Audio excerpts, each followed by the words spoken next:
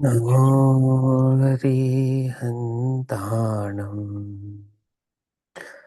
नमो सिद्धाणं नमो आयर्याणम् नमो वज्रायाणम् नमो लोये सवसाहुणम्।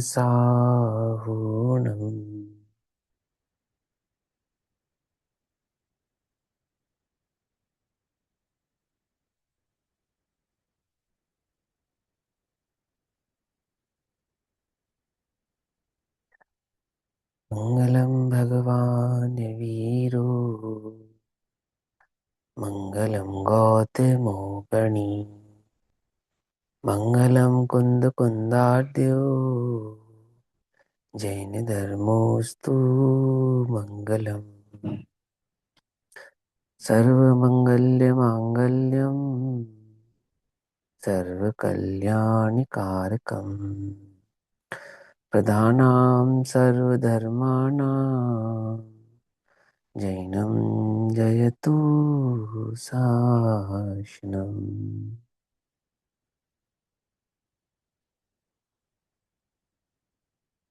सर्वव्यापीकचेद्रूप स्वरूपाय परात्मने स्वोपलब्धिप्रसिद्धाय ज्ञानानन्दात्मने नमः।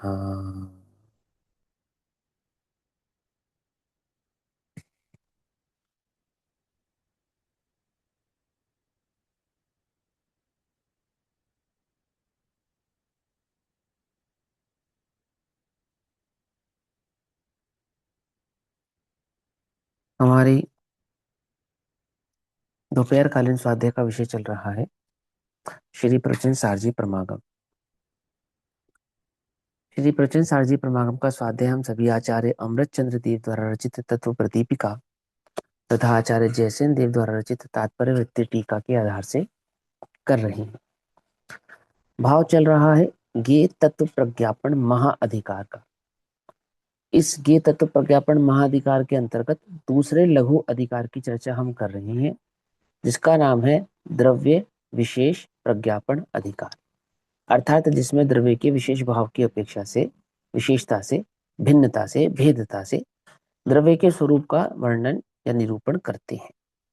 जिसमें 129 number 129 number की गाथा हम पढ़ रहे हैं। कितनी गाथा हो गई अभी तक? 2 गाथा हो चुकी है, तीसरी गाथा पढ़ रहे हैं। विशेष प्रज्ञापन से समझा रहे हैं ना, तो पहले अधिकार जो पहली गाथा कही 127 नंबर की, उसमें समझाया द्रव्य के 2 भेद करे, जीव और बाकी सब जो जीव नहीं है ऐसे अजीव। ठीक। फिर दूसरी गाथा में समझाया लोकाकाश और अलोकाकाश। और अब तीसरी गाथा में समझा रहे हैं, 129 नंबर की गाथा में समझा रहे हैं तो निष्क्रिय और सक्रिय। समझ नहीं बात? तीसरे जो 129 नंबर की गाथा है, इसमें कैसे समझा रहे हैं? सक्रिय की अपेक्षा से और निष्क्रिय की अपेक्षा से, अर्थात अर्थ पर्याय और व्यंजन पर्याय की अपेक्षा से समझा रहे हैं। यह निष्क्रिय कहने का अर्थ मात्र अर्थ पर्याय है और सक्रिय कहने का अर्थ मात्र व्यंजन पर्याय है। ऐसा द्रव्यों में 2 भेद करके वह बतला रहे हैं। गाथा पढ़ते हैं। 355 नंबर का पेज, 129 नंबर की गाथा। उपादठिति भंगा पौगल जीव पग्गस्य लोगस्य परिणामा जायन्ते संघादादौ अभेदादौ। अर्थात हमने 6 द्रव्यों को परिणाम की अपेक्षा से समझा। 6 द्रव्यों में 2 प्रकार के परिणाम होते हैं। एक परिणाम निष्क्रिय स्वभाव को समझाता है और एक परिणाम सक्रिय स्वभाव को समझाता है। कोई कंफ्यूज होने वाली बात ही नहीं, टीका में स्पष्ट कर दिया उन्होंने, किसको हम निष्क्रिय कह रहे हैं, किसको हम सक्रिय कह रहे हैं, है ना। किस प्रकार के परिणाम की हम यहाँ पर बात कर रहे हैं, शुद्ध अशुद्ध परिणाम की अपेक्षा से नहीं, क्योंकि 6 द्रव्यों का विशेषपना समझाना है। तो 6 द्रव्य के विशेषपने से समझाया कि देखो भाई, द्रव्यों में एक विशेषपना ऐसा भी होता है कि 4 द्रव्यों में तो किसी से मिलना बिछुड़ना जुड़ना होता ही नहीं, इसलिए उन्हें निष्क्रिय कहते हैं। कौन कौन से 4 द्रव्य हैं वो? धर्म, अधर्म, आकाश और काल। ये 4 द्रव्य ऐसे हैं, ना किसी से मिलते हैं ना किसी से बिछड़ते हैं। जहां हैं, जिस स्थिति में है, जैसे हैं वैसे के वैसे उस स्थिति में ज्यों के त्यों ही रहते हैं। और ये जो दो द्रव्य हैं, जीव और पुद्गल, ये कैसे हैं कि ये मिलते बिछुड़ते भी हैं और मिलते बिछुड़ते नहीं भी हैं, ऐसा भी करते हैं। तो बोले ये कैसा होता है कि ये दोनों मिलकर जो पर्याय बनाते हैं, ऐसी व्यंजन पर्याय को भी प्राप्त होते हैं, है ना। और ये दोनों अलग अलग होकर अपने अपने स्वभाव में स्थित भी होते हैं। और पुद्गल, पुद्गल एक पुद्गल परमाणु अन्य पुद्गल परमाणु से मिलकर संघात को भी निर्माण को प्राप्त होता है, स्कंद को प्राप्त होता है। और फिर वही पुद्गल परमाणु अपने स्कंद भाव से छूटकर एक शुद्ध परमाणु रूप भी हो जाता है। तो दो द्रव्य तो ऐसे हैं जो सक्रिय हैं, अर्थात मिलते बिछुड़ते हैं। लेकिन चार द्रव्य ऐसे हैं जो निष्क्रिय हैं, अर्थात मिलते बिछुड़ते नहीं है। ठीक, सिर्फ इतना अर्थ यहाँ पर समझना। ठीक है ना। चलो, जीव पुद्गलात्मक इस जग में। तो जीव पुद्गलात्मक इस जग में कहने का मतलब हो गया लोकाकाश में, क्योंकि इससे पिछली गाथा में लोकाकाश का स्वरूप यही था, जो जीव पुद्गलात्मक हो वह लोकाकाश, और जो जीव पुद्गलात्मक ना हो वह अलोकाकाश।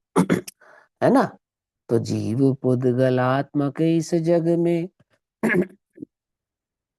होते वे स्थिति उत्पाद, अर्थात इसमें उत्पाद व ध्रुवता होती है। स्थूल और सूक्ष्म दो प्रकार की होती है। ये उत्पाद व ध्रुवता कैसी है? स्थूल को कहते हैं व्यंजन और सूक्ष्म को कहते हैं अर्थ। स्थूल को कहते हैं सक्रिय और सूक्ष्म को कहते हैं निष्क्रिय। पकड़ में ही बात, कंफ्यूज तो नहीं है ना। तो मैंने उत्पाद व ध्रुवता, एक समय की पर्याय तो छह द्रव्यों में निरंतर होगी ही होगी, उसके बिना तो कोई द्रव्य है ही नहीं। तो जिसको निष्क्रिय कह रहे हैं वो अर्थ पर्यायों को कह रहे हैं। लेकिन अर्थ पर्याय के साथ साथ सक्रिय पर्याय यानी कि व्यंजन पर्याय भी होती है। यहाँ पे सक्रिय का कहने का मतलब है सहभाव से क्रिया करना। सक्रिय, क्या कहा? किसी के भाव के बिना, माने किसी अन्य द्रव्य के बिना क्रिया करना। तो निष्क्रिया, क्रिया तो है परंतु किसी का सहभाग नहीं है। और सक्रिय माने किसी के सहभाव के साथ क्रिया करना। क्रिया होती है पर सहित होती है, अन्य के सहित हो रही है तो सक्रिय, और क्रिया होती है सो अन्य के रहित होती है सो निष्क्रिय। पकड़ में बात नहीं आई? है ना, वाला निष्क्रिय नहीं कि क्रिया होती ही नहीं। ठीक, जैसे आत्मा में एक निष्क्रियत्व नाम की शक्ति है ना। आत्मा में एक निष्क्रियत्व नाम की शक्ति है या नहीं है? है। क्या करती है वो निष्क्रियत्व नाम की शक्ति? निष्क्रियत नाम की शक्ति का स्वभाव क्या है और निष्क्रियत नाम की शक्ति का विभाव क्या है? मैं पूछूं तो किससे पूछते देखते हैं। अपनी ये नीलम दीदी कौन है? सुन रहे हैं हमारी आवाज? नहीं यार इनके पास। मनिका दीदी आप बताओगे? ये है बस, ऐसा ही मिस्टर इंडिया है सब है। है या नहीं मालूम ही नहीं। चलो किसी और से पूछ लेते हैं। मीनाक्षी दीदी आपको पता है निष्क्रिय शक्ति का स्वभाव विभाव? नहीं मालूम, कोई बात नहीं। चलो अनीता आंटी आप बताओगे? हैं? हाँ बताओ, कोशिश करो। निष्क्रिय से भाव तो जिसमें जिसमें भाव ही होते हैं वो क्रिया नहीं होती। ये अर्थ पर्याय कौन होती सी? है निष्क्रिय तो। हाँ कौन सी कौन सी? निष- निष्क्रिय तो अर्थ पर्याय होती है। अच्छा, हाँ चलो कोई बात नहीं, ठीक है। नहीं ये अर्थ नहीं है उसका। वहां जो निष्क्रिय शक्ति है उसका ये मतलब नहीं है। ठीक है कोई बात नहीं। हाँ आपने इससे जोड़ने की कोशिश करी, ये इतना किया तो शाबाश। तो वो तो बात आपकी ठीक भी है एक तरीके से, क्योंकि कुछ कुछ अर्थ ऐसा निकल कर भी आएगा। लेकिन आत्मा में एक निष्क्रिय नाम की शक्ति है, और उस निष्क्रिय नाम की शक्ति का एक स्वभाव है और एक विभाव है। तो बोले स्वभाव क्या है? तो बोले आत्मा के प्रदेश होते हैं। बोले हाँ होते हैं। उन प्रदेशों में परिस्पंदन होता है। तो बोले हाँ होता है। परिस्पंदन कैसे होता है? कि आत्मा के प्रदेश तेजी से घूमते हैं। अब सुनो ध्यान से, हमने पिछली गाथों में इसको डिटेल में समझा है कैसे घूमते हैं, है ना। माने प्रदेश बिखर के नहीं घूमते, प्रदेश अपने स्वस्थान को छोड़े बिना घूमते हैं, अपने निश्चित स्थान को छोड़े बिना घूमते हैं। समझाता नहीं समझाता? माला के पकड़ रहे हैं? समान। माला के समान ऐसा कह सकते हैं, या रुमाल के समान ऐसा कह सकते हैं। जैसे एक रुमाल कपड़ा लिया, उसको घुमाया, तो कैसे घूमेगा वो, तो अपने जो उसका ताने बाने का जो फिक्स पॉइंट है उसको छोड़ेगा और वो घूमेगा। तो आत्मा के प्रदेशों में निरंतर परिस्पंदन यानी कि घूमना होता है। कहाँ? संसार अवस्था में। और वो जो परिस्पंदन घूमना है वो मोक्ष अवस्था में जाकर बंद हो जाता है। माने आत्मा के प्रदेशों का घूमना रुक जाता है। उसको कहते हैं निष्क्रियत्व शक्ति। आई बात समझ में? लेकिन उत्पाद व ध्रुव नहीं रुकता। उत्पाद व ध्रुव तो यहां भी रहता है और वहां भी रहता है। उत्पाद व ध्रुव तो है स्वभाव, और निष्क्रियत एक गुण है जिसकी स्वभाव और विभाव ऐसी दो पर्याय हैं। ठीक है, पकड़ में ये बात। जैसे त्यागो उपादान शून्य तो स्वभाव है, उसकी स्वभाव और विभाव नाम की दो पर्याय नहीं होंगी। ऐसे ही उत्पाद व ध्रुव एक जीव का, द्रव्य का स्वभाव है। प्रत्येक द्रव्य का स्वभाव है, उसका गुण पर्याय से कोई लेना देना नहीं, तो स्वभाव है। इसको द्रव्य कहते हैं, इसको गुण कहते हैं, गुणों के परिणमन को पर्याय कहते हैं। मैंने द्रव्य कभी भी परिणाम के बिना नहीं होगा और अपरिणामी भी होगा, ये बात तो हमने समझ ही ली थी। तो परिणामी अपरिणामी उस द्रव्य में, परिणामी किसको कहते हैं? उत्पाद व ध्रुवता को परिणामीपना कहते हैं। उत्पाद व ध्रुवता निरंतर बनी रहती है ना। अब वो उत्पाद व ध्रुवता जिसको जिसको हम पर्याय के लक्ष्य से समझते हैं, वो पर्याय दो प्रकार की होती है, अर्थ पर्याय और व्यंजन पर्याय। ठीक। फिर वो अर्थ और पर्याय, पर्याय अर्थ पर्याय और व्यंजन पर्याय में भी दो भेद होते हैं। स्वभाव अर्थ पर्याय, विभाव अर्थ पर्याय। स्वभाव व्यंजन पर्याय, विभाव व्यंजन पर्याय। है ना, सीखा था नहीं सीखा था? फिर उनमें भी दो भेद होते हैं, द्रव्य अर्थ स्वभाव पर्याय, है ना, गुण अर्थ स्वभाव पर्याय। फिर द्रव्य विभाव, द्रव्य व्यंजन विभाव पर्याय, और गुण व्यंजन विभाव पर्याय। ठीक है, उसकी चर्चा हम डिटेल में पहले कर चुके हैं। तो यहाँ क्या समझाते हैं? मूलतः पर्याय तो दो ही हुई, अर्थ और व्यंजन, अर्थ और व्यंजन। प्रवचन सार में पर्याय की चर्चा आई तो दो ही चर्चा करी उन्होंने, एक अर्थ होती है, एक व्यंजन होती है, और एक स्वभाव होती है, एक विभाव होती है, बस बात खत्म। पकड़ में ही बात नहीं? पकड़ में? कंफ्यूजन तो नहीं है कोई? है ना। अब नई नई प्रकार के कितने भी पर्याय निकाल कर लाना आप, सब इन्हीं में समाहित हैं। किसमें? स्वभाव में और विभाव में। तो वो जो प्रति समय का परिणमन हुआ, उत्पाद व ध्रुव, उत्पाद व ध्रुव, उत्पाद व ध्रुव, उत्पाद व ध्रुव, उस उत्पाद व ध्रुव में यदि आत्मा की अपेक्षा से देखेंगे, सिर्फ आत्मा की अपेक्षा से, तो वहां पे निष्क्रिय कहने का तात्पर्य यहाँ पर सिर्फ इतना है कि व्यंजन पर्याय का ना होना, बस। कौन सी व्यंजन पर्याय का ना होना? जो दो द्रव्यों के मिलने से हो रही थी ऐसी व्यंजन पर्याय का ना होना, विभाव व्यंजन का ना होना। स्वभाव व्यंजन तो होगी, विभाव व्यंजन नहीं होगी। भैया ठीक है ना मेरा भी सिद्ध? यही प्रश्न था कि धर्म अधर्म आकाश काल में स्वभाव व्यंजन पर्याय तो होगी, क्योंकि वो तो एक एक समय की पर्याय तो अर्थ पर्याय हो गई।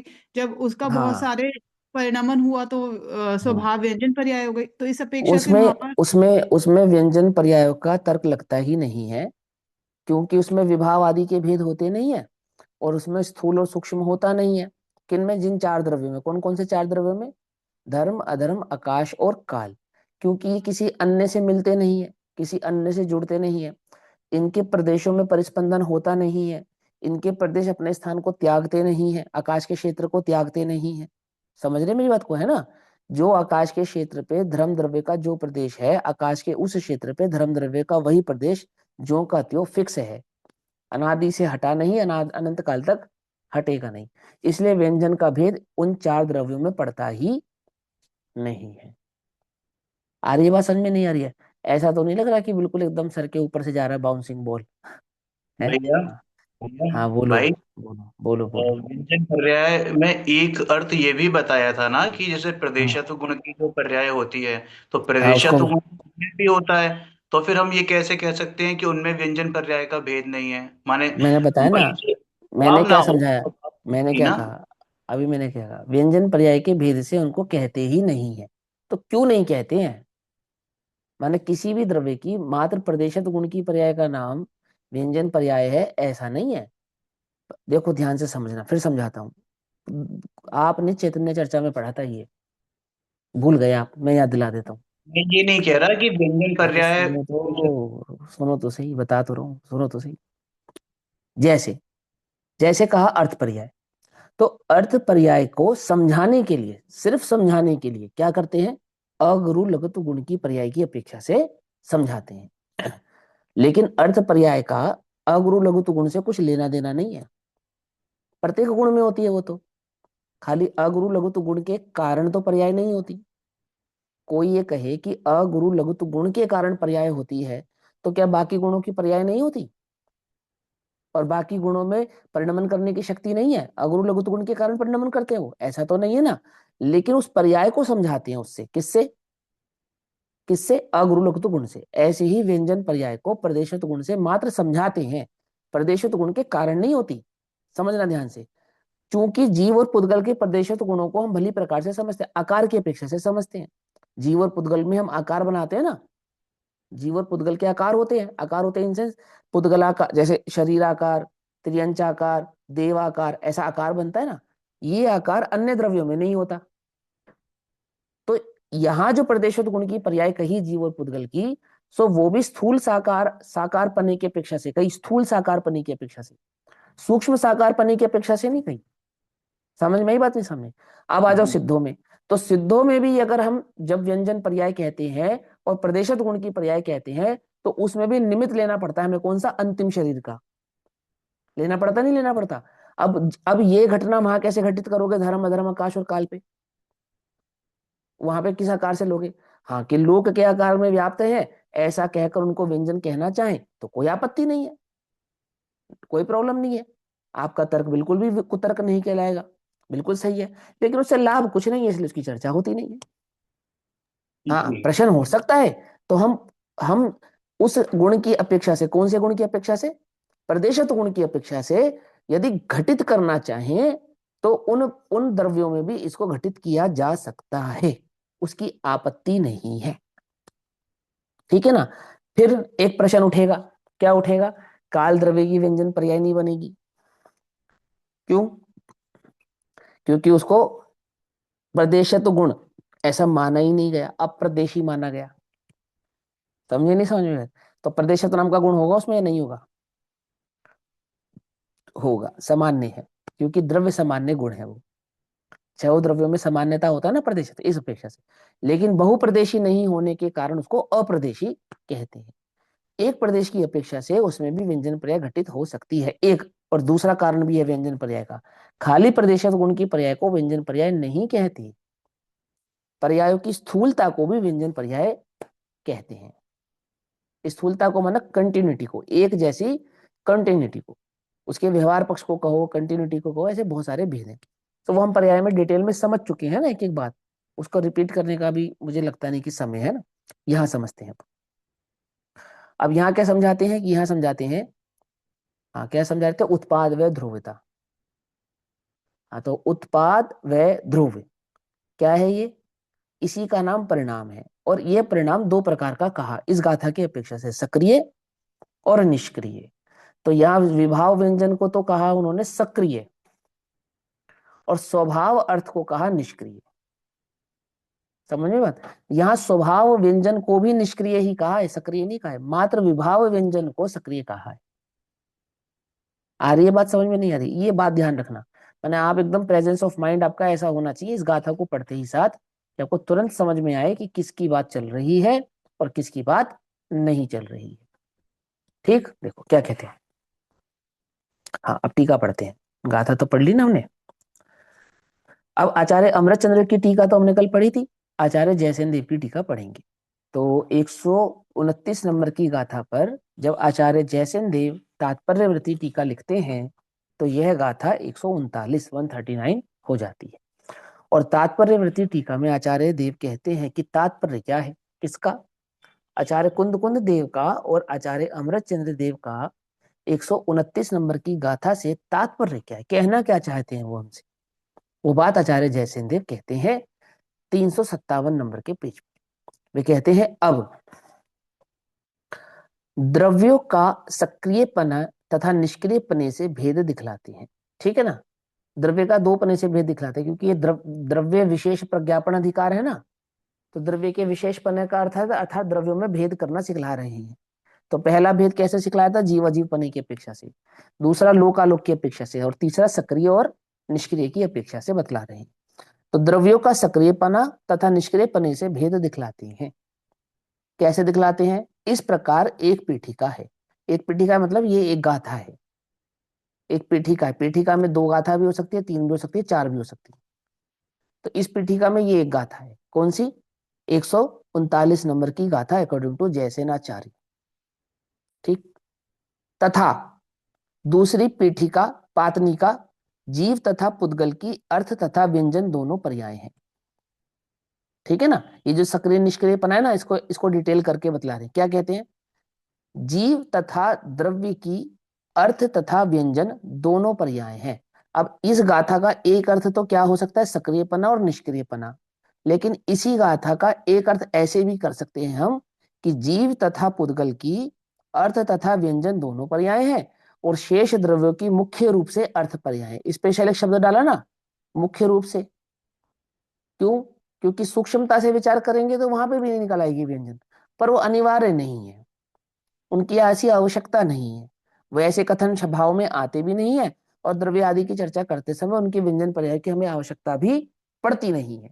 इसलिए यहाँ पे क्या लिखा? मुख्य रूप से अर्थ पर्याय है, ऐसा स्थापित करते हैं। ठीक है ना? देखो ये मूल टीका में भी शब्द है मुख्य रूप से, संस्कृत में। सेकंड नंबर की लाइन है ना, शेष द्रव्याणाम तो मुख्य वृत्त्यार्थ पर्याय इति व्यवस्थापयति। मिल गया? तो ये जो मुख्य रूप से कहने का, संस्कृत में उत्थानिका के बाद दो दूसरे नंबर की लाइन है जो पुद्गलों से शुरू होती है, उसमें देखो तीसरे नंबर के शब्द में क्या लिखा है? शेष द्रव्याणाम तु मुख्य वृत्त्यार्थ पर्याय इति व्यवस्थापयति।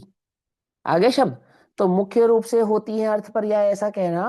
तो ये ऐसा नहीं कि हमने अर्थ में डाल दिया है, आचार्य जयसेन देव को पता है कि प्रश्न ऐसा भी उठ सकता है, तो इसलिए उन्होंने स्पेशली एक शब्द लिखा मुख्य रूप से।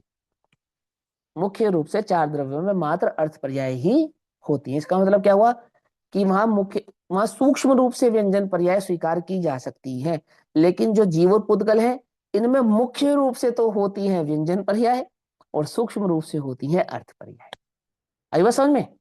जीव और पुद्गल को समझेंगे तो हम मोटी मोटी पर्यायों से समझ पाएंगे, व्यंजन पर्यायों से समझ पाएंगे, और सूक्ष्मता से जब उनका विचार करेंगे तो वहां हमें उनकी अर्थ पर्याय भी भाषित होती हैं।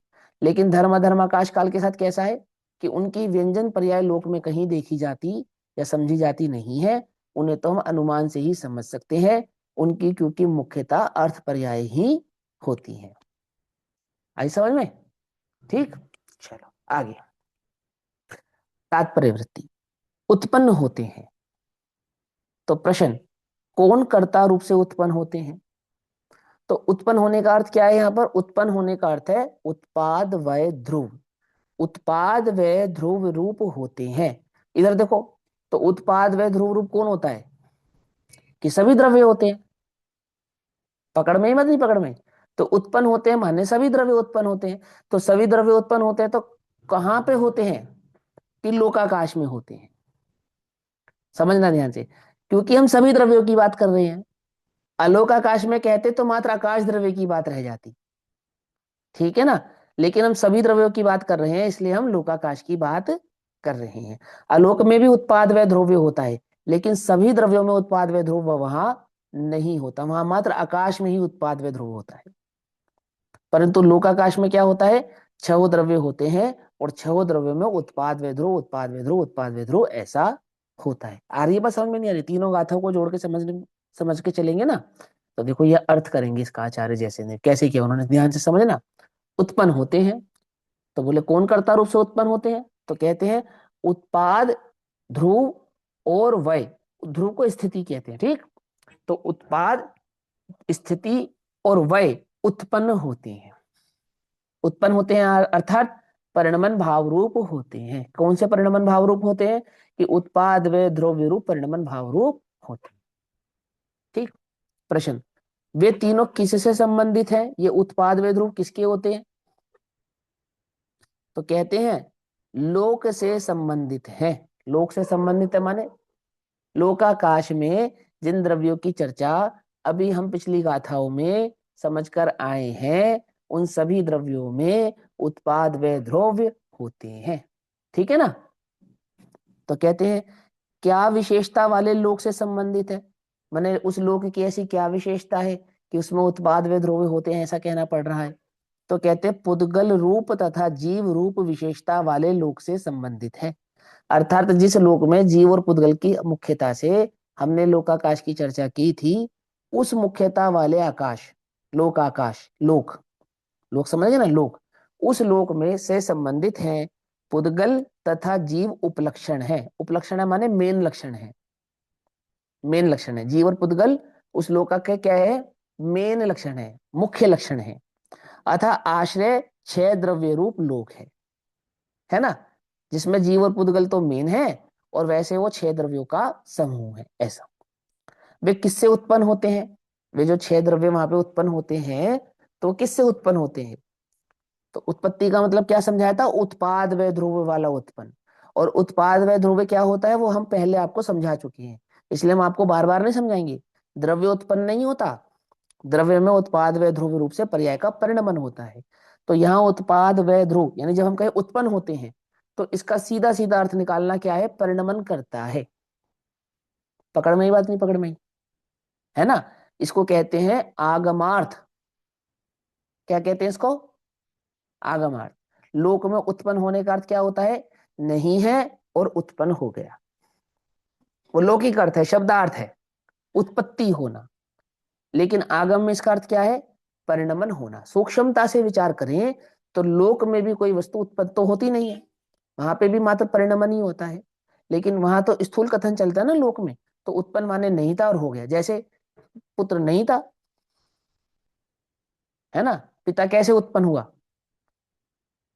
पिता को किसने उत्पन्न किया, तो पुत्र ने उत्पन्न किया।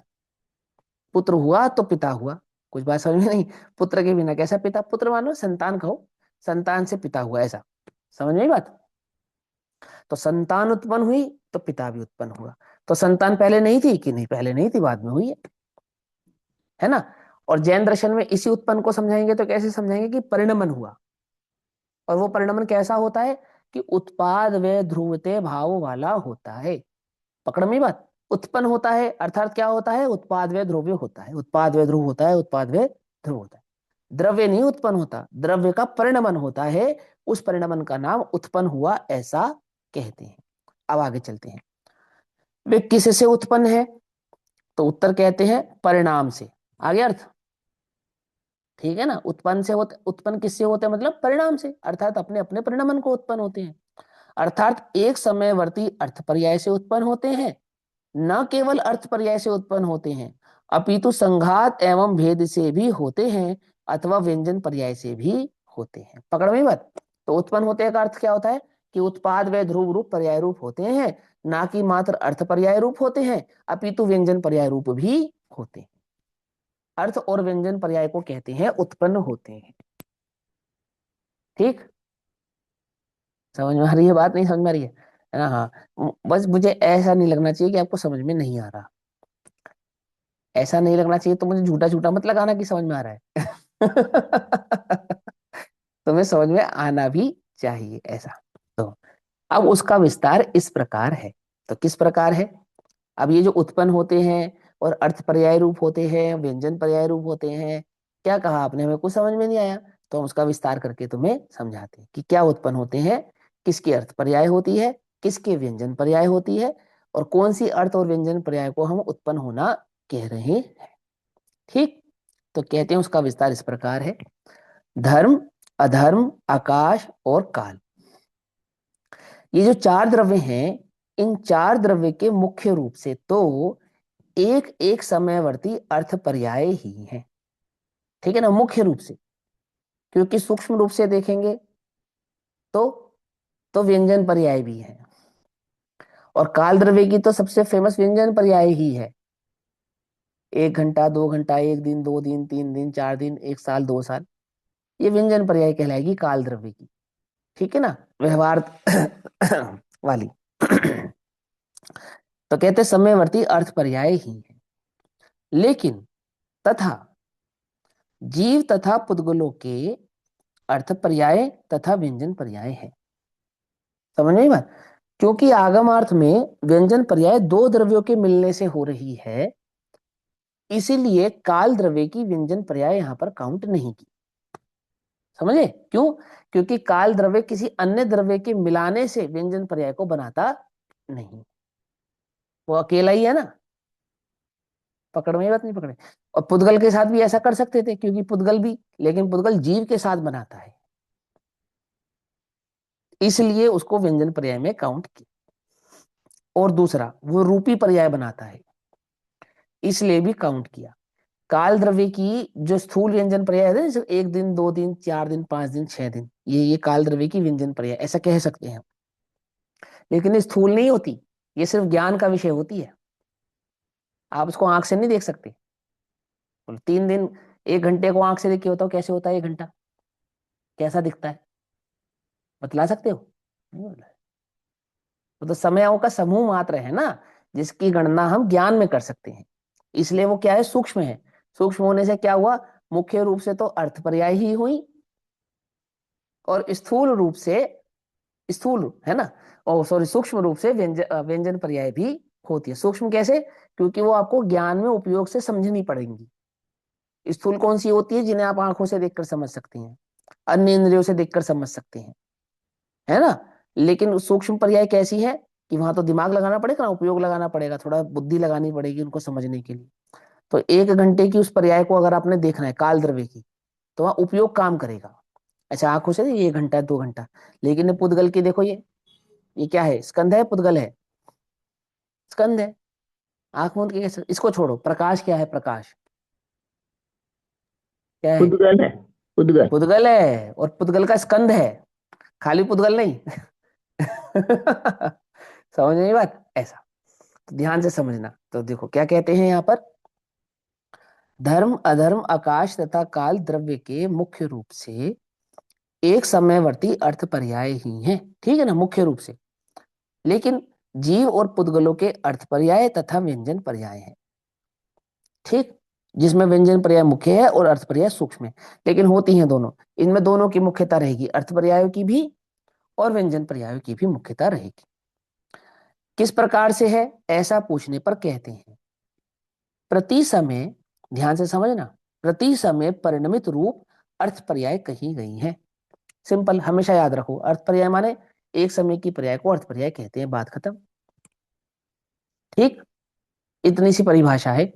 और थोड़ा याद करना है तो षटगणी हानि वृद्धि रूप होती है, ठीक है ना, पकड़ में ही बात ऐसा। तो प्रति समय परिणमित रूप अर्थ पर्याय कही गई है। थोड़ा और विशेष याद करना है तो केवल ज्ञान गम में होती है। तो 3 बातें हो गई, तो मैं याद अर्थ पर्याय की पूरी परिभाषा हो गई। एक, अर्थ पर्याय कही गई है। अब जब जीव इस शरीर के साथ भेद वियोग, अर्थात जब इस शरीर को तो छोड़ूंगा मैं, ये शरीर और मैं चैतन्य हूं, ये शरीर पर है, पुद्गल है। तो जब मैं इस शरीर को छोड़ूंगा, वियोग करूंगा अथवा त्याग करूंगा, तो अन्य शरीर को ग्रहण करूंगा या नहीं करूंगा, दो स्थितियां होंगी, या तो ग्रहण करूंगा या तो नहीं करूंगा। तो नहीं करने की स्थिति तो कब बनेगी, जब मैं सिद्धत्व को प्राप्त करूंगा। और जब तक सिद्धत्व को प्राप्त नहीं करूंगा तब तक तो नवीन शरीर को ग्रहण करने की स्थिति बनी रहेगी, प्राप्त करने की स्थिति बनी रहेगी, है ना। तो कहते हैं, जब जीव इस शरीर के साथ भेद वियोग अथवा त्याग करके अन्य भव में शरीर के साथ संघात, संघात माने जुड़ना, जुड़ना, किसी के संग जुड़ना, संघात या मिलाप करता है, तब विभाव व्यंजन पर्याय होती है, ठीक है ना। किसकी होती है विभाव व्यंजन पर्याय, जीव की या पुद्गल की है?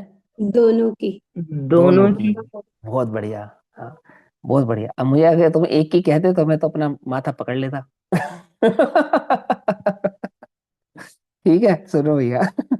शरीर के साथ भेद वियोग अथवा त्याग करके अन्य भव में शरीर के साथ संगात या मिलाप करता है, तब विभाव व्यंजन पर्याय होती है, ठीक। इसलिए इसलिए ही अन्य भव में संक्रमण होने से, संक्रमण माने फैलने से, जाने से, संक्रमित होने से। ठीक है ना? पकड़ में आया? संक्रमण का अर्थ क्या हुआ? संक्रमण को आप कन्वर्जन भी कह सकते हैं। ठीक, यहां से वहां जाना, ऐसा कन्वर्ट होना। तो कहते हैं इसलिए ही अन्य बदलना भाव भी तो में। कह सकते हैं, बदलना भी तो कह सकते हैं संक्रमण को। हाँ हाँ हाँ, वही वही वही बदलना ही है, बदलना भी कह सकते हैं, बिल्कुल कह सकते हैं। ठीक, चलो। इसलिए ही अन्य भाव में संक्रमण होने से सक्रियपना कहा जाता है। पकड़ में ही बात। यानी इस द्रव्य, एक जीव द्रव्य का व्यंजन पर्याय को प्राप्त होना, कौन सी व्यंजन पर्याय प्राप्त होना? विभाव व्यंजन पर्याय को प्राप्त होना, उसको सक्रियपना कहा जाता है। और ये सक्रियपना कैसे समझते हैं हम? जैसे मानो एक जीव एक गति को छोड़कर अन्य गति में गया, तो एक गति से दूसरी गति में जाना, ऐसा गति से गत्यांतर होना। एक पर्याय से दूसरी पर्याय में जाना, कौन सी? एक इंद्री, दो इंद्री, तीन इंद्री, चार इंद्री, पांच इंद्री, ऐसे पर्याय से पर्याय अंतर होना, इसको क्या कहते हैं? सक्रियपना कहते हैं। ठीक है? और जब जीव ना तो किसी गति में जाए ना किसी पर्याय में जाए, तो उसको निष्क्रियपना कहते हैं, बस। ठीक, उसी प्रकार पुद्गलों में भी होता है। तो उसी प्रकार पुद्गलों की विवक्षित स्कंधों के विनाश से खंडित होने से, यानी पुद्गलों का जो स्कंद होता है, स्कंद माने बहुत सारे पुद्गल परमाणु ने जो भी विवक्षित माने जो कोई भी स्कंद बनाया, आकाश बनाई, हवा बनाया, पहाड़, बादल, जो भी बनाया, ठीक, स्कंद बनाया, उन स्कंदों के खंडित होने से, अलग अलग होने से क्या होता है? सक्रिय होने के कारण दूसरे स्कंद के साथ संयोग होने पर विभाव व्यंजन पर्याय होती है। तो इन्हें पुद्गल परमाणु किसी स्कंद में जाता है, मिलता है, बिछुड़ता है, अन्य स्कंद से जुड़ता है, ऐसा जो पुद्गलों का परिणमन होता है, वो पुद्गलों का विभाव व्यंजन पर्याय कहलाती है। पकड़ में बात। जैसे मिट्टी से घड़ा बनाया, घड़ा टूट गया, मिट्टी बन गई, आदि आदि भाव। मिट्टी से पेड़ बनते हैं, पेड़ से पौधे, पौधे पेड़ फल, फिर वो फल वापस मल बन गए, ऐसा ऐसा जो निरंतर परिणमन होता है। तो पुद्गल के परमाणु जुड़ते गए, बिखरते गए, जुड़ते गए, बिखरते गए, अन्य स्कंधों से जुड़ते गए, ऐसा पुद्गल का निरंतर जो परिणमन होता रहता है, उसको क्या कहते हैं? उसे पुद्गल की विभाव व्यंजन पर्याय कहते हैं। ठीक, अब आगे कहते हैं ये दोनों क्या कहलाता है? इन दोनों को सक्रियपना कहते हैं। क्या कहते हैं इन दोनों को? सक्रियपना। अब आएंगे निष्क्रियपने का। लेकिन किंतु मुक्त जीवों के निश्चय रत्नत्रय लक्षण परम। अब निश्चय लक्षण, लक्षणत्रय क्या है? निश्चय रत्नत्रय लक्षण क्या है? तो निश्चय रत्नत्रय लक्षण तो है, समझना ध्यान से, ज्ञान, दर्शन, चारित्र, बस। गुण, पर्याय नहीं, पर्याय नहीं। ज्ञान, दर्शन, चारित्रपना, जो अखंड आत्म भाव है, वो निश्चय रत्नत्रय है। समझना ध्यान से, उल्टा नहीं पकड़ना। जिसको कहेंगे कारण, और फिर इन्हीं कारणों की जो पर्याय होंगी, स्वभाव पर्याय, उनको भी कहेंगे निश्चय रत्नात्रय, लेकिन उसको कहेंगे कार्य। ऐसा कारण कार्य, ऐसे दो भेद डालेंगे इसके अंदर। तो देखो क्या कहते हैं, किंतु, क्योंकि यहाँ पे ऊपर तो समझाई विभाव व्यंजन पर्याय, जिसको हमने समझाया सक्रियपना, अब निष्क्रियपना समझाएंगे। तो चार द्रव्यों का निष्क्रियपना तो समझाना ही नहीं। कौन कौन से चार द्रव्यों का? धर्म, अधर्म, आकाश और काल, इनका तो निष्क्रिय समझाना ही नहीं, क्योंकि ये तो निष्क्रिय ही है। चक्रीय दो द्रव्य माने जीव और पुद्गल। अब इन जीव और पुद्गल का निष्क्रियपना समझाना है। तो निष्क्रियपना कैसे होता है वो समझा रहे। अर्थ पर्याय कैसे प्रकट होंगे, किनको अर्थ पर्याय कहेंगे, किस भाव को निष्क्रियपना कहेंगे, वो बात यहाँ पर समझा रहे हैं।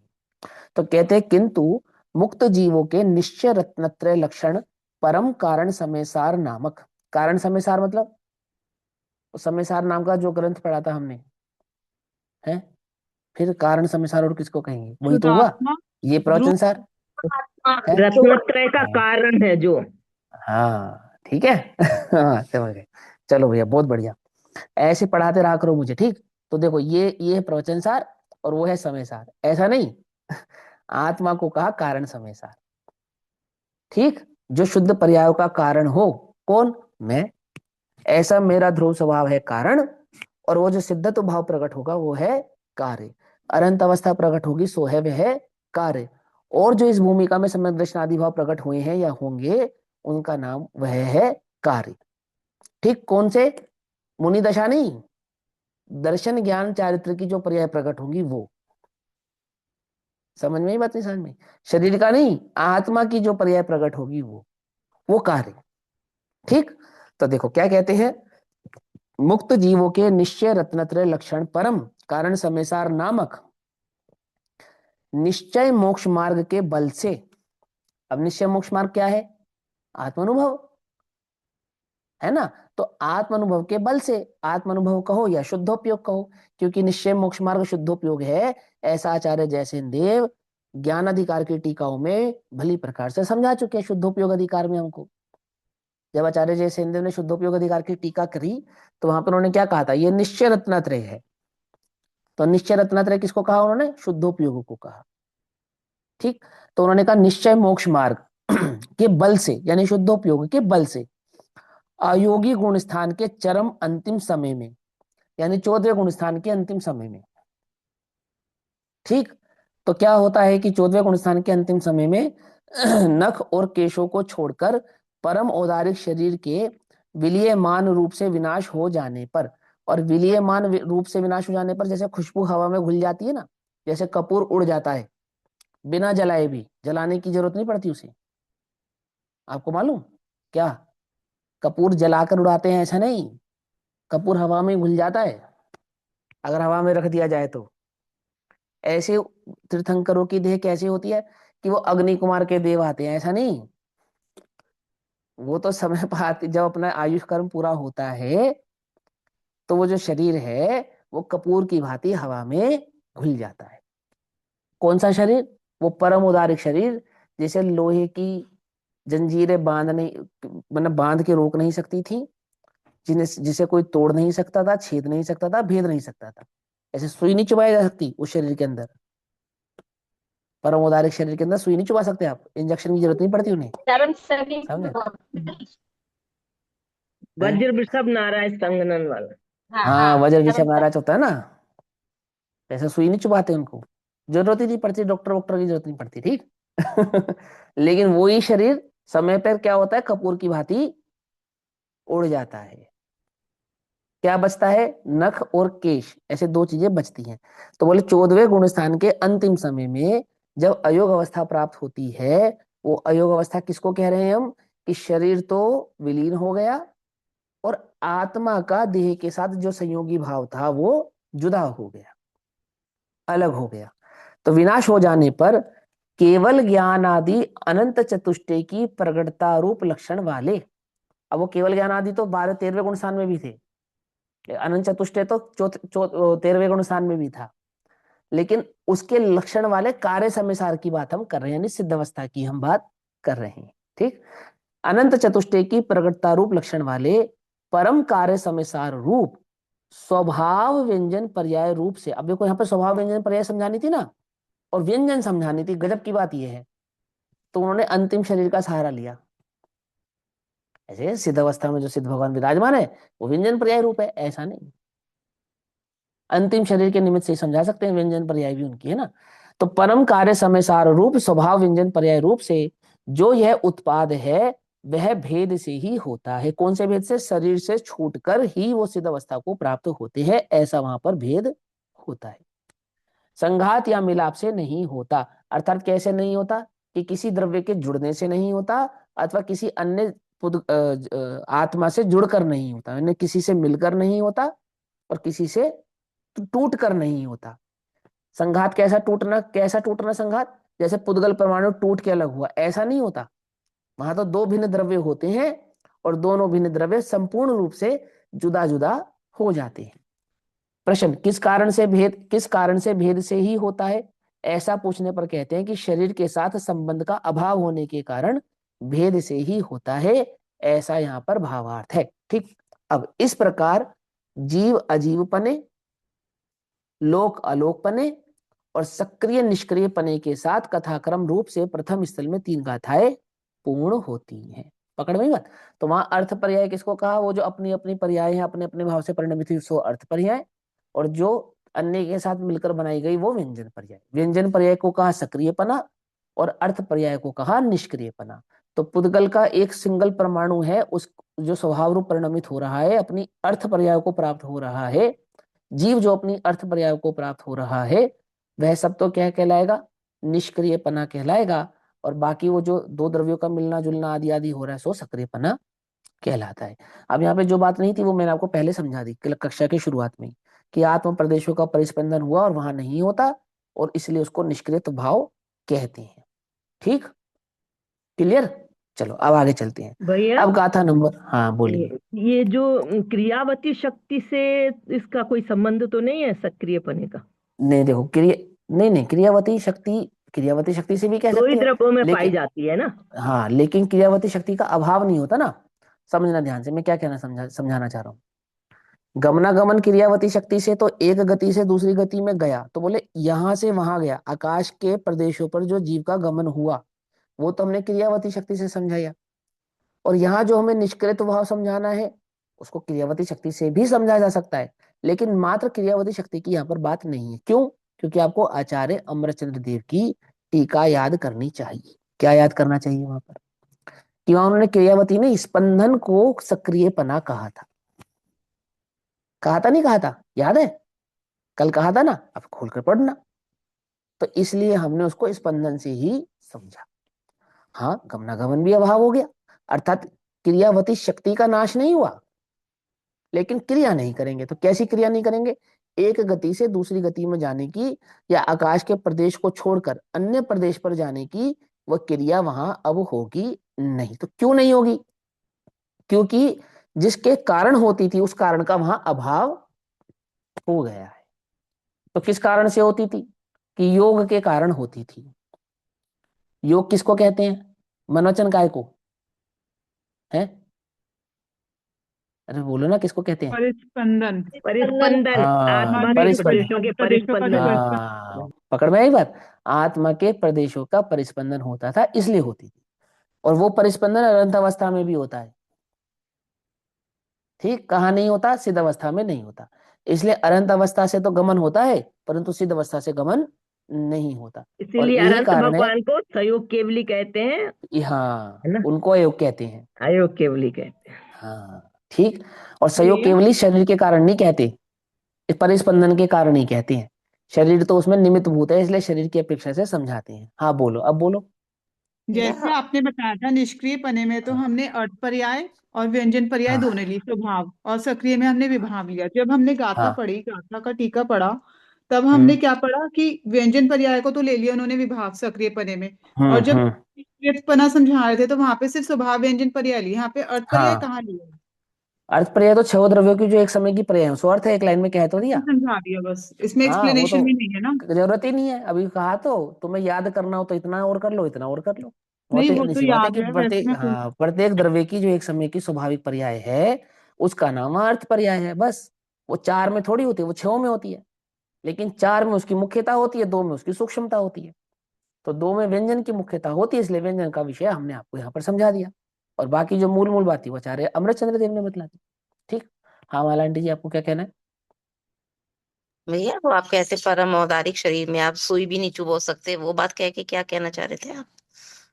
कि वैसे तो सुई भी नहीं चुबा सकते, लेकिन समय पाकर कपूर की तरह उड़ जाता है।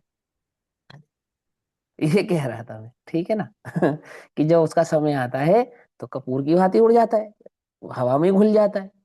लेकिन जब तक उसकी स्थिति बनी रहती है तब तक उसमें कोई सुई भी नहीं चुबा सकता। इसका एक अर्थ ये भी समझ में आना चाहिए कि जो हम उपसर्ग आदि की बातें सुनते हैं ना, कि तत्व मोक्षगामी जीव थे, ठीक है, फिर क्या हुआ? वो 3 दिन तक सियालनी खाती रही, और फिर वो चित्र कैसा बनाते हैं उसका? कि वो एक टांग सियालनी ने खा ली। तो कैसे खा ली? सियालनी ने वो एक टांग कैसे खा ली, जरा बतलाना। वो परम उदारिक कहाँ रहा फिर वो शरीर? वो तो उदारिक शरीर हो गया। जिसकी टांग सियालनी खा ले, वो शरीर उदारिक कैसे हो सकता है? समझ में आती है बात, नहीं समझ में आती? समझना ध्यान से, बुद्धि लगाना थोड़ी सी। तो वो सियालनी ने खा ली, माने सियालनी ने उपसर्ग तो किया, शरीर को नुकसान पहुंचता ही नहीं है। लेकिन उस भाव से उनका मोक्ष कहाँ था? हैं? नहीं कोई, अरे मैं तो उदाहरण के तौर पे कहा, उदाहरण नहीं, हुआ, आपने बात कही ना, उदाहरण। हाँ वही इस बात से मैं चर्चा कर रहा हाँ हूँ कि वो हाँ शरीर खा लिया उनका, भैया हाँ क्योंकि उनका उस हाँ। समय परम औदारिक शरीर थोड़ी था उनके। हाँ वो एक तो, ही, भैया वो मैं तो उदाहरण, तीर्थंकर हाँ भगवान की होता है। परम नहीं, औदारिक तीर्थंकर शरीर तीर्थंकर भगवान की होता है ना। पारस सभी का परम औदारिक होता है। तत्व मोक्षगामी जीवों का वज्र ऋषभ नारा सैन्य शरीर होता है। हाँ जी, जितने भी उस भव से मोक्ष जाते हैं सबका वज्र हाँ, जब नारा सबका संग्रह वज्र ऋषभ नारा सैन्य शरीर ही होता है, बिल्कुल। सभी जीवों का। बस बराबर। तीर्थंकरों की देह में खासियत ये होती है कि उनके रक्त नहीं क्या नाम है, दूध होता है, ऐसा है ना। और भी खासियत होती है, नख और केश नहीं बढ़ते। अब हो सकता है वज्र ऋषभ नारा सैन्य शरीर में भी ये सब होता हो, मुझे मालूम नहीं है, वो तो मेरे ज्ञान का विषय नहीं है, कि वो तो भैया मुझे वो थोड़ा सा केवल पढ़ना ज्ञान पड़ेगा। प्रकट होने के बाद ये परम उदारिक शरीर नहीं होता, 13वें गुण स्थान में जब आते हैं तभी तो अरिहंत का जीव जो है वो परम उदारिक शरीर होता है। वज्र ऋषभ नारा सैन्य शरीर तो सभी तत्व मोक्षगामी नहीं, जीवों का वज्र होता ऋषभ है। नारद होता है, सैनन तो अलग अरे हुआ। सुनो जरूर सही सुनो होता है। सुनो सुनो नहीं, सुनो वज्र वज्र, ऋषभ अरे नारद सुनो सैनन तो तो अलग सही, हुआ। पहले बात तो सुनो। वो परम उदारिक शरीर की जो खासियत है वो वज्र ऋषभ ने की। अच्छा सुनो, हनुमान जी गिर गए, कहाँ से गिर गए? अंजना से छूट के गिर, है ना। फिर क्या हुआ शिला का? चूर चूर हो गई। टूट हाँ, गई। और सियालनी खा गई। शिला तो चूर चूर हो गई और सियालनी खा गई है। अरे यार गजब हो गया, ऐसा थोड़ी होता है। ऐसा नहीं, ऐसा नहीं। हाँ, ना, ऐसा वो समझो। नहीं, वो बहुत परम सॉलिड उदारिक का शरीर शरीर होता तो है, ये ये होता है ना, कहना चाह रहे हैं ना। जीव रहित शरीर हो जाना। परम उदारिक का मतलब तो ये होता है ना, जीव जीव अब उनके शरीर में जैसे जीव नहीं थे, अब अरिहंत हाँ भगवान है, हाँ हाँ हाँ हाँ। तो ये होता है ना, और ये जो तो परम उदाहरण उदारिक। जा सकता, एक अर्थ ये भी है कि जिसका उदाहरण नहीं किया जा सकता, मतलब जिसको आप छेद भेद नहीं सकते, एक अर्थ ये भी होता है सघन ना, और जिसका परम भेदन। अलग अलग हो गए ना। हाँ, अरिहंत बस का इसमें भेद तो उसमें होता इतना अंतर है, उसमें अंतर इतना होता है कि शुद्धिकरण की अपेक्षा से उसको परम औदारिक कहते हैं। तो ठीक। औदारिक तो सभी जीवों का शरीर है। देखो, जो भी जितने भी जीव हम हैं, देवों को छोड़ दो, नारकियों को छोड़ दो, बाकी जितने जीव बचे, कौन कौन से बचे? दो जीव बचे, एक बचा त्रियंच और एक बचा मनुष्य। तो इनकी तो जो देह है वो औदारिक देह ही कहलाती है। अब उस औदारिक देह के 5 या 6 सहनन भेद होते हैं। तो उसमें जो उत्तम सहनन होता है वज्र ऋषभ नाराज सहनन, ये उत्तम सहनन होता है ना। और तद्व मोक्षगामी जीवों के उत्तम सहनन ही होता है, वज्र ऋषभ नाराज सहनन शरीर ही होता है। अब वज्र ऋषभ नाराज सहनन शरीर की तो यही खासियत है कि वो भेदा नहीं जा सकता। वो भेदन उसका, उसको भेद नहीं सकते आप। ये नहीं होते। जैसे सॉलिड। ऋषभ सहनन होता है, व्रज ऋषभ नाराज सहनन होता है, ऐसे ही जो हाँ व्रज ऋषभ नाराज सहनन होता है वो इतना कठोर होता है कि उसमें कीले नहीं होते। जैसे शरीर दो उससे बनता है, एक हड्डी हाँ। और होती है, तो उसमें कीले हम्म। बिल्कुल, उसका ये भाव होता है। उसमें ये भाव परम औदारिक वाला नहीं लगता। परम औदारिक वाला सिर्फ अच्छा, अरिहंत है। तो उनको भेदा जा सकता मतलब? उनको तो भेदा जा सकता है, तभी तो इतने मुनियों के ऊपर जो उपसर्गों का आता है, फिर तो वो सारे के सारे वो झूठे पड़ जाएंगे कि किसी भी मुनि को उपसर्ग होगा ही नहीं, फिर तो हम ये कह देंगे। उपसर्ग तो होता है लेकिन शरीर पे इफेक्ट नहीं पड़ता है। मान लो पार्षद भगवान पे पत्थर फेंका, तो उसके पत्थर से उनकी देह को कोई फर्क नहीं पड़ेगा। किसी को वैसे भी नहीं पड़ता है। तीर्थ है? ये शरीर को कहने भी पे ऐसा नहीं पड़ेगा, ही शरीर को भी नहीं पड़ेगा। अच्छा। वृषभ नारद में उपसर्ग होंगे ना, तो उसका उपसर्ग का फर्क शरीर में नहीं पड़ेगा, जीव में हाँ, तो मैंने तो पड़ेगा ही ऐसे नहीं, पढ़ा है। शरीर में भी बाकी नहीं तो पड़ेगा। कोई गलती होगी तो सुधार कर लेंगे, मुझे मालूम नहीं, पर मुझे तो ऐसे स्वरूप ध्यान है कि जो वज्र ऋषभ नाराज शयनन शरीर होता है वो छेदा भेदा नहीं जा सकता। लेकिन अगर सियालनी ने खाया, सियालनी ने फिर हम्म। कैसे खाया, हम इसको कैसे प्रूव करेंगे? फिर तो सारी की सुनो, शालिनी वाला एग्जाम्पल वो एक्चुअली गलत हो गया, क्योंकि सुकुमार हाँ मुनि उसी भाव में मोक्ष नहीं हाँ, गए हैं। वो तद्भव हाँ, तो चलो मोक्षगामी ये, नहीं हटा थे। दो, वो हाँ, वो एग्जाम्पल हटा मोक्षगामी दो नहीं अब। थे, यानी उनका शरीर वज्र ऋषभ नाराज शयनन शरीर नहीं था, ये हो गया इसका अर्थ। लेकिन जिनका वज्र ऋषभ नाराज होता है उनके साथ ऐसा नहीं होता, मतलब उनके शरीर को छेद भेद सकते नहीं है। कुमार तो उसी घर से मोक्ष गए, उनके सर पे तो सिगड़ी जली थी। हाँ, सिगड़ी ऐसे जला दी, कोई बात नहीं, तो सिगड़ी जल गई तो सर भी जल गया। इसका मतलब सिगड़ी, उनके शरीर में कहीं कोई फर्क पड़ता ही नहीं है।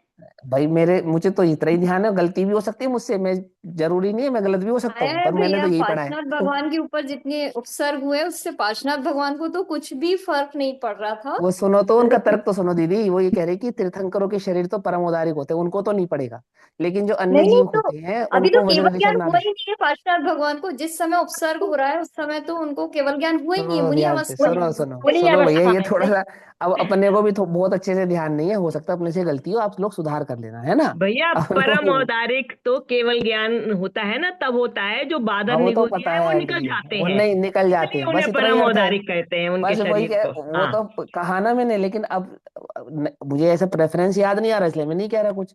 और हो वज्र सकता है वो वृषभ दीदी का नाराज रेफरेंस, संघनन में हड्डियां वज्र की बनी होती हैं, बहुत बस स्ट्रांग हाँ, होती हैं, स्ट्रांग होते इसलिए हैं, उन्हें वज्र वृषभ नाराज संघनन शरीर कहते भी हैं। स्ट्रांग होता है वो पूरा, हाँ वही। वो पूरी पूरी देह स्ट्रांग होती है, वो छेदी भेदी नहीं जा सकती, समझे। ऐसा, वो जो जो शरीर छेदा भेदा जाता है, वो शरीर उत्तम सैनन नहीं होता है। अच्छा, उत्तम सैनन भी तीन प्रकार के होते हैं, नाराज, वृषभ नाराज, है ना, और नाराज, अर्ध विजब ना अर्ध अर्ध निरच, वृषभ नाराज। हाँ है ना, अर्ध हाँ, ऋषभ नाराज और वृषभ वृषभ नाराज है। नाराज, ऐसे तीन प्रकार के होते हैं, उसमें भी तीन भेद होते हैं। तो जो तद्भव मोक्षगामी जीव होते हैं उनके वज्र ऋषभ नाराज ऐसा सहनन शरीर होता है। और सहनन ऐसा कहने का तात्पर्य है कि उसकी शक्ति, उसकी ताकत ऐसी है, बस, है ना। वो तो, ये तो एक बात है ना, जैसे अब आप बालक है, हनुमान बालक है बिल्कुल एकदम, 9 9 महीने, 10 महीने, 11 महीने का होगा, 2 4 महीने का होगा, जितने भी महीने का, 1 महीने का, 1 साल का, एक दिन का जन्मा हुआ था। जस्ट पैदा ही एक ही हुए दिन थे। का पैदा ही हुए भाई। थे। और वो गिर गए अंजना के हाथ से छूट के, और वो हनुमान ताल बन गया ना वहां। समझे नहीं समझे, तो वो गिर गए तो वज्र चकनाचूर हो गई, इसलिए उनका नाम क्या रखा, वज्रजंग, वज्र अंग, ऐसा वज्र अंग नाम रखा उनका। हनुमान का नामकरण कैसे हुआ कि स्वयं ही करा लिया उन्होंने, अंजना के हाथ से छूट के गिर गए शिला पे, शिला के चकनाचूर हो गई, और उनका नाम वज्रंग पड़ गया। अब कोई कोई कहता है कि उनकी थोड़ी में सूजन आ गई थी, पर ऐसा नहीं है, जैन शास्त्रों में ऐसा नहीं लिखा है। जो जैन शास्त्रों में बजरंग लिखा के है, नाम से थे। हाँ वज्रंग नाम लिखा ना, और हनुमान नाम कैसे पड़ा, तो हनुदीप के स्वामी बने इसलिए हनुमान नाम पड़ा, समझे नहीं, मोटे मुंह वाला था ऐसा नहीं, हनुदीप के स्वामी थे इसलिए नाम हनुमान था। ये रावण का नाम रावण क्यों पड़ा, धाड़े मार मार के रोया था वो, बलि मुनिराज ने पांव से अंगूठा दबा दिया था, कोटिशिला उठाई थी उसने, वो पर्वत, तो फिर वो पर्वत जिसपे वाली मुनिराज क्या नाम है तपस्या कर रहे थे, उनको विकल्प आया कि ये जीवों की हिंसा हो रही है, क्या कर रहा है, तो उन्होंने हल्का सा अपना अंगूठा दबाया ना, तो दहाड़े मार मार के रोने लगा, इतने जोर जोर से रोया, उसका नाम ही रावण पड़ गया, ठीक है नहीं।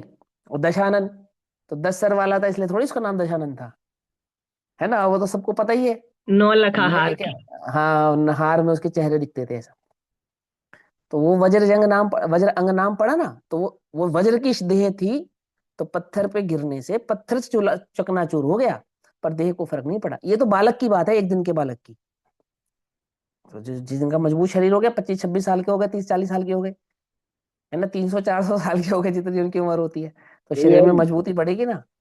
भैया जी, जो भी हाँ हाँ जीव तत्व मोक्षगामी होते हैं उन हाँ सभी जीवों का वज्र वृषभ नाताराज सहनन शरीर ही होता है। हाँ, वही तो कहा, तो वो इसलिए वो उपसर्ग नहीं होता उनपे। उपसर्ग कैसा उपसर्ग नहीं होता, ऐसा उपसर्ग नहीं होता, वैसे तो उपसर्ग होता ही है, जैसा भी हो, जैसे 6 महीने आहार नहीं मिला, ये एक प्रकार का उपसर्ग ही है, विधि का नाम मिलना।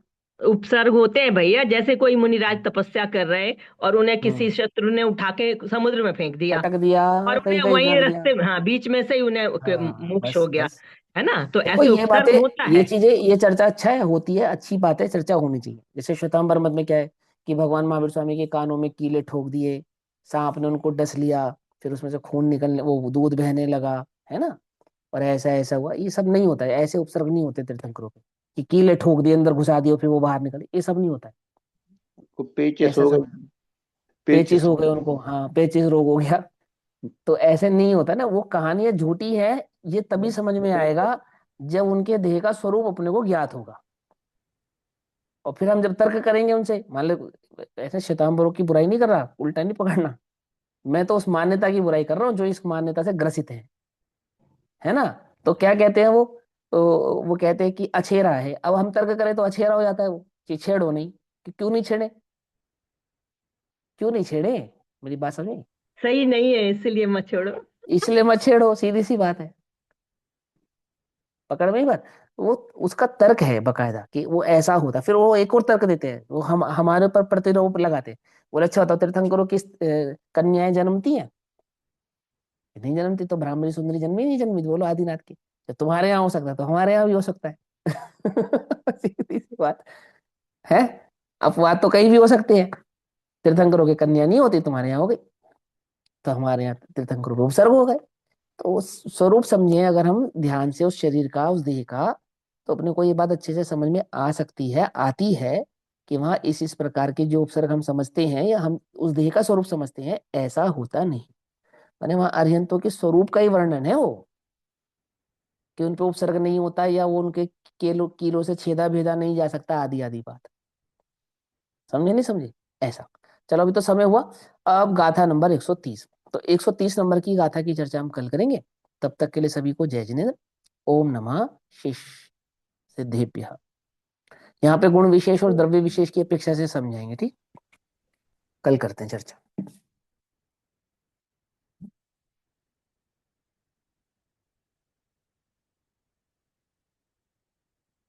निज निधि निज में बता यह अनंत प्रकार,